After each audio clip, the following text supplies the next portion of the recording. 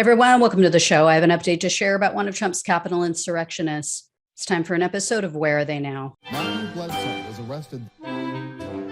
Patrick Montgomery was in court. Jonathan Manapa will stay in federal custody. No, I don't take responsibility at all. 32-year-old New Jersey resident, former Army reservist Timothy Hale-Cusanelli was also a security contractor with secret top-level security clearance when he attacked the Capitol. If you're watching this video, as you can see, he's a guy who likes to dress up like Hitler. He once told an acquaintance, too, that Hitler, quote, should have finished the job. And he expressed support for killing, quote, babies born with any deformities or disabilities.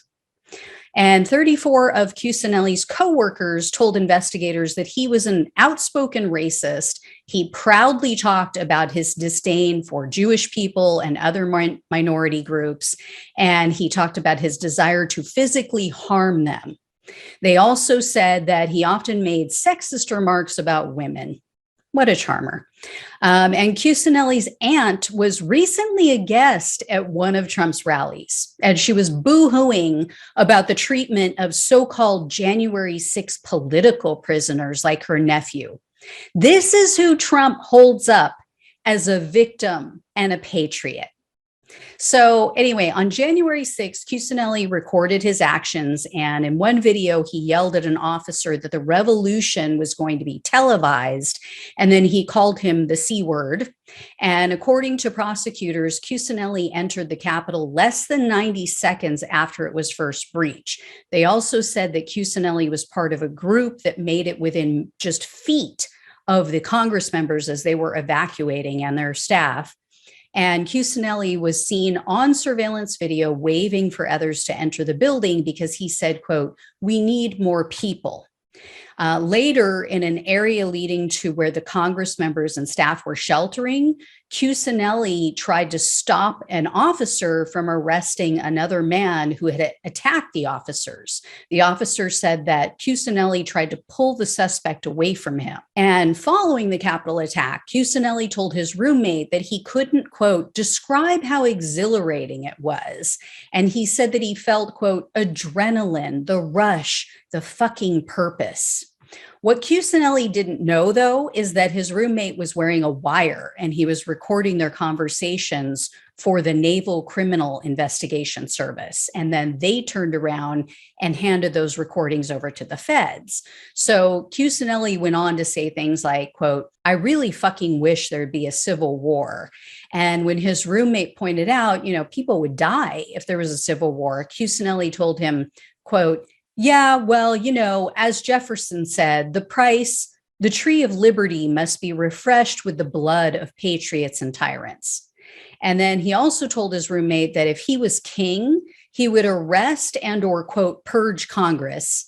And he made references to ridiculous QAnon conspiracy theories. He also referred to all of Congress as Jews and said that they were at least influenced by the Jews.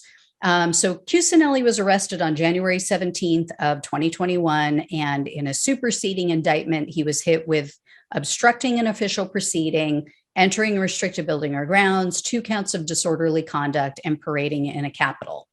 Unlike most January 6 defendants, Cusanelli opted for a jury trial, big mistake. And in May of this year, Cusanelli was found guilty on all counts. I've shared that with you guys. In September, he tried to get that conviction tossed. He tried to get it overturned or to get a new trial, but the judge said no. And based on the federal sentencing guidelines, Cusanelli was staring down the barrel of between 70 to 87 months in prison, plus probation, substantial fines and fees. So the prosecutor asked for a sentence of 78 months, so 6.5 years, 3 years of probation, a $2,000 restitution fee, fines, and special assessments for each count. And the prosecutor pointed out that although Cusanelli doesn't have a formal criminal history, he, quote, has been arrested more than once in connection with violent incidents and in the possession of a variety of weapons, including a homemade potato gun, a push dagger, and a knife with which he allegedly stabbed his mother's boyfriend. The prosecutor also told the judge that Cusanelli was, quote, organizing behind bars. He was apparently, or is still, using funds that his aunt is raising on the Give, Send, Go platform, and he's using it as leverage with the other January 6th defendants. One of the defendants, who's still in prison with them, told investigators that it was like Mean Girls, but, quote, with racist anti-Semitic extremists. And 7 of Cusanelli's fellow inmates confirmed that he often draws Nazi propaganda cartoons. Cusanelli's attorney, though, swears that his client is in no way a white supremacist or anti-Semitic.